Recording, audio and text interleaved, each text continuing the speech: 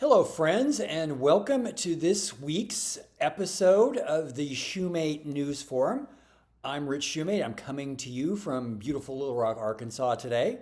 And I'm going to just give you we're going to sort of plow through some of the more interesting things that happened this week in the news. And I'm going to start with what was, I think, a truly frightening thing that happened in the news this week.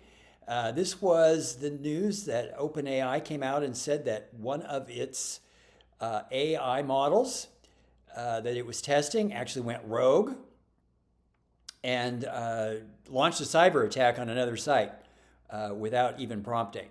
So this is the rise of the robots that science fiction warned us about, perhaps, but definitely a kind of alarming that this would actually happen. A bit surprised that they were so upfront about it, when in fact, this might be something that you might not want to have talked about in public, I think, a little bit, because you're scaring the bejesus out of people with this news. And I do think this is sort of calls into question sort of our whole approach to this, because, just because you can do something doesn't mean that you should. And I think there's a lot of, in the AI field at least, a lot of people saying, oh, this is cool, we can do this. Well, but you need to stop to think about, whether this is a good idea, whether we're heading into frontiers that we don't want to head into. So that was definitely the cautionary tale this week when that sort of came across my news feed. In a semi-related note, there was a group of scientists that came out this week, experts, in the field of space, who are raising questions about plans by Jeff Bezos and Elon Musk to build data centers in outer space. So, and I talked about this last week, that increasingly it's become more and more difficult to actually put data centers here on Earth, because the public is resisting them. The public is having concerns, and there's organized opposition, and support for data centers has just been plunging in recent months. So they've actually come up with this idea of, we're just going to build these things and put them into outer space instead of putting them on Earth, which solves your problem of not being able to get them put on Earth, right? But what these space experts are saying is, wait a minute, this is going to cause a huge problem, because when you put all of this machinery up in outer space, potentially millions of pieces of equipment. There's all sorts of pollution problems that could happen from that, because these data servers actually produce pollution, and that could affect the planet. And what they seemed particularly concerned about was that this might deplete the ozone layer. So some of you may be as old as I am and remember that back in the 70s when we were talking a lot about the ozone layer because it was going away.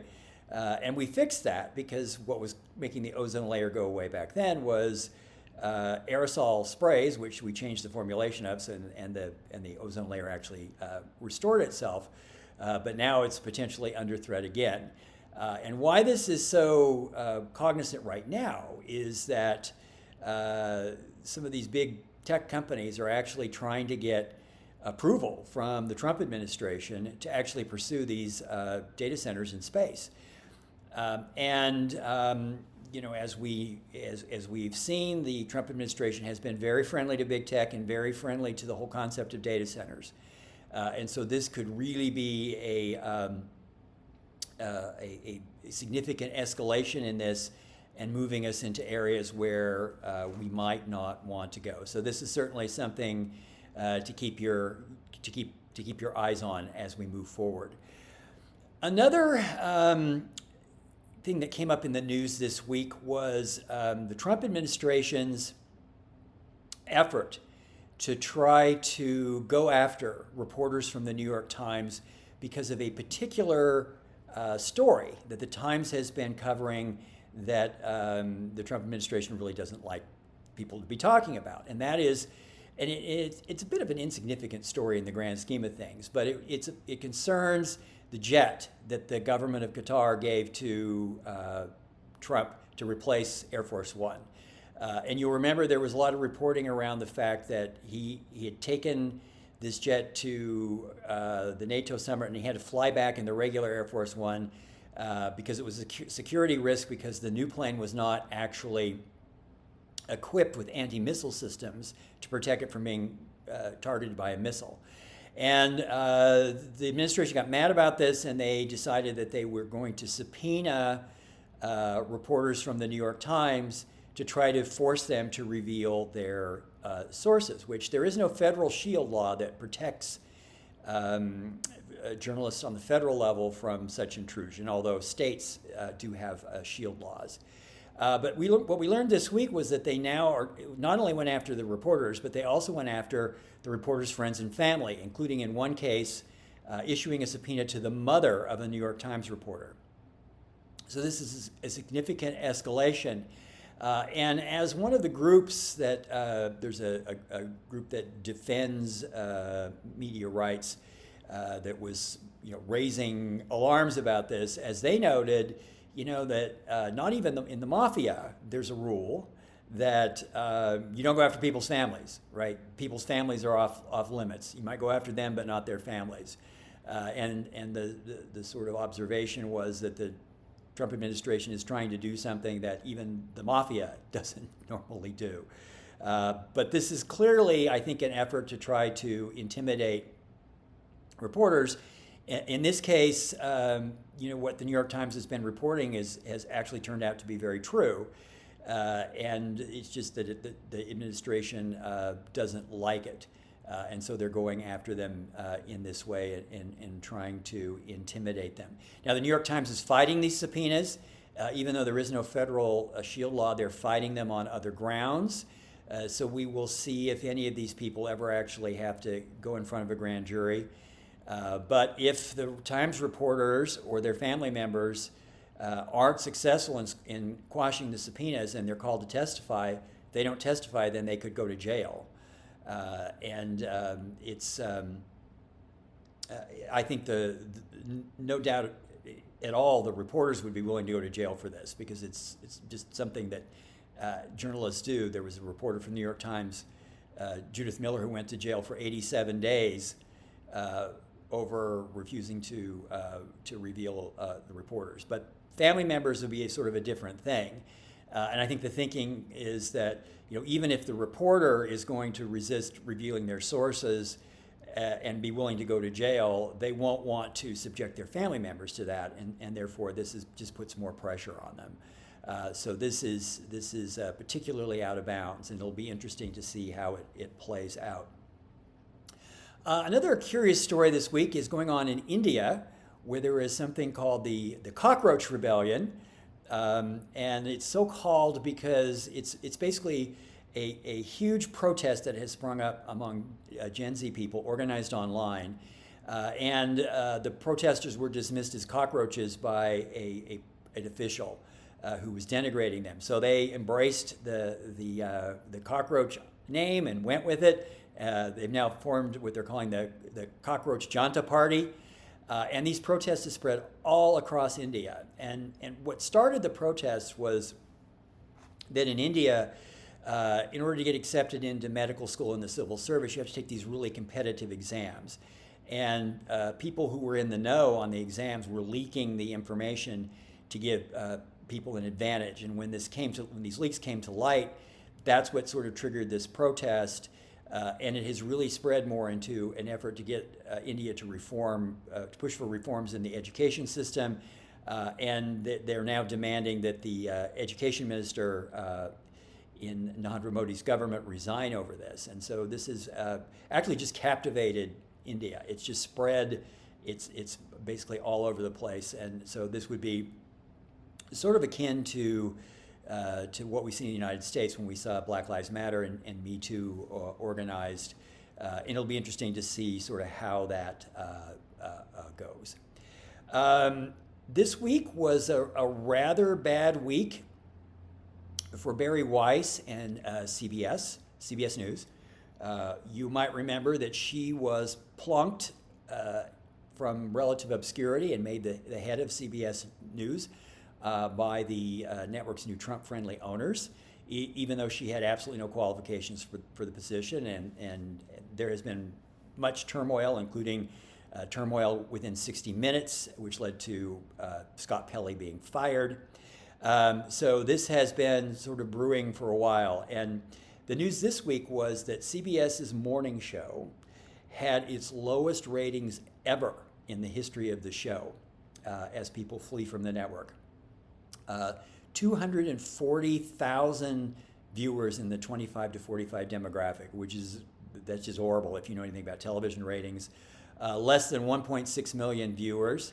Now it is summer, and viewership lags in the summertime, but it definitely does point out that this decision by CBS's new owners to really take their network in a way that has become to be perceived as Trump friendly has had some negative consequences. So I think it'll be interesting to see how long Bari Weiss actually lasts in this role, given the fact that ratings are sort of going down across the board. The CBS Evening News ratings have gone down as well. And so there's perhaps a lesson there in the public's tolerance for altering news to fit a particular perspective. Interesting enough that the same company that bought CBS and did this at CBS is now trying to buy the company that owns CNN. And so there's great fear and trepidation at CNN over this. I used to work at CNN, and I belong to an alumni group on Facebook where there's all kinds of serious consternation about this. There's certainly consternation about it within the ranks of CBS or CNN as well. So we'll sort of see how that happens. Another sort of odd story this week that hasn't gotten a lot of play was that the question swirling around a civics contest, of all things. So there was a civics contest that was held, it was part of the America 250 celebration, and it was sponsored or was organized by the U.S. Department of Education. And there was one of the contestants was this teenager from Connecticut who was Sikh, who apparently knows his civics and was answering all the questions, and inexplicably did not wind up being selected for the finals of this contest. And there is great speculation that perhaps there was diddling with the judging here to keep him from winning. The winner actually turned out to be a young lady from Wyoming who is going to Hillsdale College, which, if any of you know anything about Hillsdale College, it's a very conservative university in Michigan. And what really makes this suspicious is when the parents of the Sikh teenager asked the people who were running the contest for basically the data about how it was judged. They were told that was proprietary, and they were not going to be able to see it. So this is all kinds of troubling, I think, if this actually happened, and what was going on here in something like that. And I sort of want to end this week with on a lighter note. Great Britain, some of you may have heard, has got a new prime minister this week. It's the 7th prime minister they've had in 10 years. So things have been rather unstable across the pond. And the new guy, his name is Andy Burnham. Before he became prime minister, he was the mayor of Manchester. And one of the first things that he did was that he cut taxes on pubs by 20%. Pubs have been having a hard time financially in the economic downturn. And so he came to their rescue with cutting the taxes on pubs. So I certainly would like to hoist a pint to Andy Burnham. Anything that promotes the consumption of frosty beverages, I'm all in favor of. I'd hoist a pint right now, but it's I'm recording this at 7:30 in the morning, so that's a little early, even for me. So as I sign off with you this week, I did want to mention to you that in addition to this weekly news roundup here on YouTube, I also am publishing a column on Substack. And I have a new column out this week, and it is basically looking at whether, sort of this debate within the Democratic Party about whether you should pick candidates in primaries that have progressive energy, or you should pick candidates who have centrist appeal. I'm asking this particularly in the context of how politics has really changed since Trump came back into office, and really looking at whether we're sort of in a new era that makes the calculation on that different. So a couple of the questions that I approach in the column: has centrist appeal become irrelevant in an era when both Donald Trump and the fecklessness of Democratic leaders have unleashed unprecedented anger among Democratic voters? And have mushy middle-of-the-road candidates simply gone out of fashion among Democrats who want fighters for change, not compromisers reinforcing the status quo? So if you'd like to take a look at that, it's on Substack. The Substack address is above, shumatenewsforum.substack.com. Certainly you can subscribe. I don't have a subscription fee on my Substack, so it's free content. And also, if you want to follow me on social media, I've included the handles for my threads. So I'm on Blue Sky Threads and Facebook at Shumate News Forum, and on X at Shumate News FRM. Shumate News Forum was too long for X, so I had to take out the vowels at the end. All right, so thank you for your time this week, and I hope everyone has a great week.